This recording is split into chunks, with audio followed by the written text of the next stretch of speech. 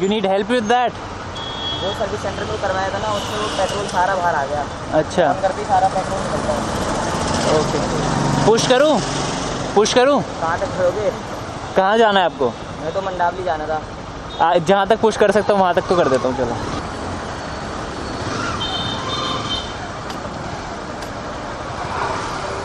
Local में mechanic नहीं होगा कोई? मैकेनिक यहाँ पर तो नहीं होगा, अब आगे जाके ही मिलेगा।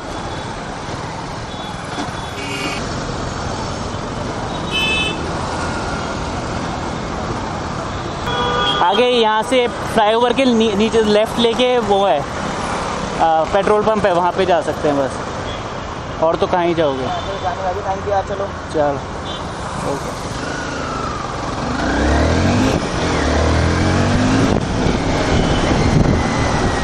Well, what's up YouTube? This is your boy Abhimanyu, and what you saw just now was a guy that I helped. He was on his Duke 200. He was pushing his bike in this weather. It's scorching hot. It's like burning the skin right now. It's above 43 degrees Celsius here in Delhi, and it's 2 in the afternoon. Can't get worse than that. And I know the pain. I know what it feels like to push a bike in this scorching heat. I have done that with my previous bike, that is. My previous bike, if you don't know it, was a Charisma. That was a 2004 model. Yeah. So the thing is, I want to talk to you about is this motorcycle right here, the CBR 250R. I did a review kind of a thing a month back or maybe more. The title was if you should buy a CBR 250R in 2017 or not. Is it worth it? So I made that video keeping in mind what a person thinks of before buying a motorcycle. Obviously he thinks about what are the bad things about the motorcycle. You've heard a lot of good things about the motorcycle. You can feel the good things about a motorcycle on the first ride only. That's why the first impressions or the first ride reviews are mostly all positive. Almost after owning 8 to 9 months of this motorcycle, I made that video as to what small issues one faces after owning this motorcycle. Those weren't major issues to me, nor should be to anyone else, but to some it may be a deal breaker. So I made that video listing what I faced as owner of this bike. That was taken in a completely different way, and people thought I hated this motorcycle, that I'm just listing the bad things about the motorcycle. No, definitely not. That I love this motorcycle. That's why I bought this motorcycle. So I'm gonna tell you the whole story behind it. I used to ride a Charisma. That was a fantastic motorcycle in its time, but I had to upgrade. So at that time there was no Domina. There was the Himalayan was just released, and I was potentially, my options were that I was looking at were Duke 390, not the RC 390, because that was a aggressive motorcycle and had to commute daily. Even though you can commute it daily, but you know, as they say, you can commute on a ZX-10R too. अब लोग offend हो जाएंगे. My first choice, according to what was on the paper, what was in the power drift video and what not, was the Duke 390. My first choice. So I went to test ride the Duke 390, and quite frankly, I did not like it. The sound did not appeal to me. Still does not appeal to me, and what happened was I just wasn't feeling it on the Duke 390.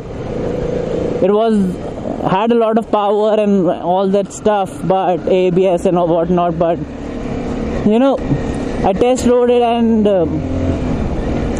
didn't really feel that connection with the bike. So second of all, I test rode the Continental GT. I think that is one of the best looking bikes right now in the market. The cafe racer style, I just love it.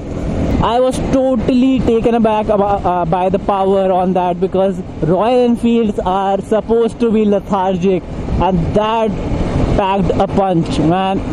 That motorcycle was a lot of fun, but what did not sell the motorcycle to me was the vibrations on it.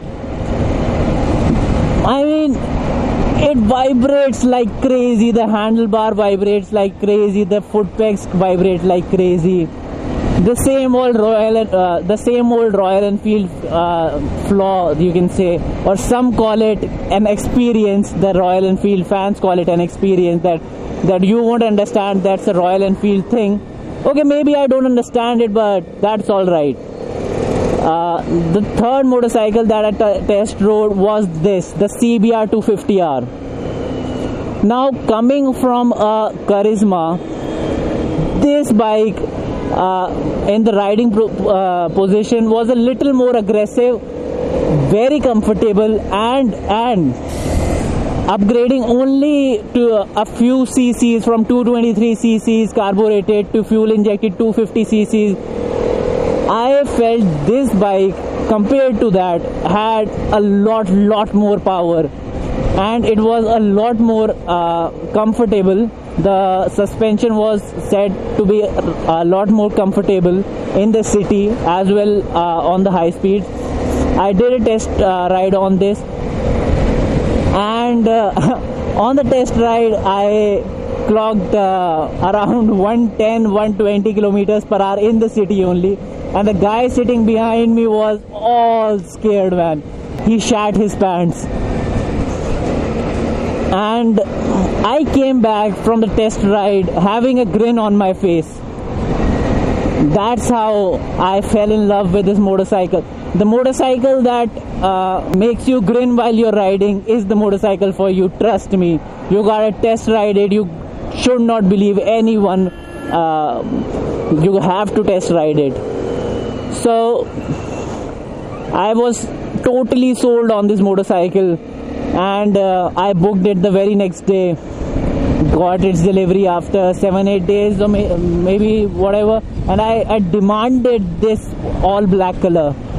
I was so in love with this motorcycle that I did not even test ride the Mojo. Maybe I should have, but it's all right. I don't regret my decision now. I still love it. I still admire my choice. Now, a lot of people complained that the video I did on whether you should buy the CBR 250R or not is that I listed too many bad points about it and not any good point about it. So all the good things about this motorcycle that made me buy this motorcycle and not even test ride the Mojo, I'm gonna tell you right now. Firstly, it's a Honda. Refinement comes with it. It's, butter smooth. The gearbox is butter smooth. The engine is very refined. It's very silent. Secondly, coming from a lower capacity motorcycle, a less powerful machine, from a 18 bhp, a 26 bhp boost was enough for me. Being only riding for 1.5 years, I think this was the right choice. It's a Honda, so reliability isn't an issue. There's service stations all around India. Seating position on this is very comfortable. The seats are very comfortable. It's not too aggressive and not too laid back. It's just in between. It's just all right. You can do touring on it. You can do speed runs on it on a Sunday morning with your friends with a RC390. That I do all the time. And what else? Also, a thing that I would like to point out is that I do a lot of city commuting. 6 days out of the 7 I am riding in the city. I am accelerating, braking. There's a lot of braking. That's why the brake pads wear out so quickly on my motorcycle that I talked about. And a lot of people got offended that brake pads don't wear out before 10k kilometers. They won't, but if you ride it constantly in a city with traffic like Delhi, they will. Trust me on that. They are genuine Honda brake pads, no complaints there.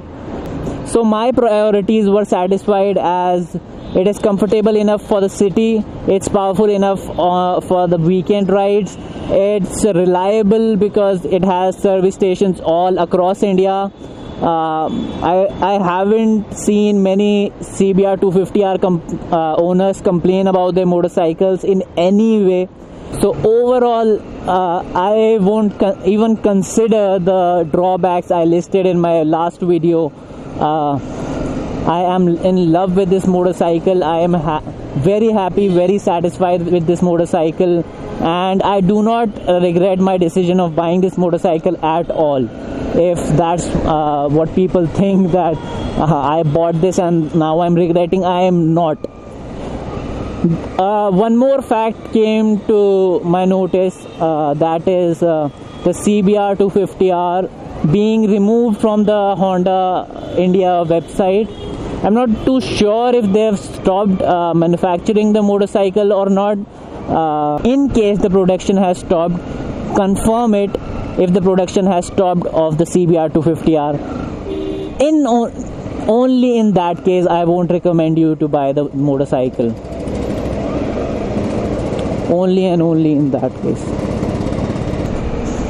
So yeah, if you found my answer to why I bought the CBR 250R over the competition at that time satisfactory, then give the video a thumbs up. And if you're new here, do hit that subscribe button down there, and I'll see you in the next one. Ciao. Drop the bass.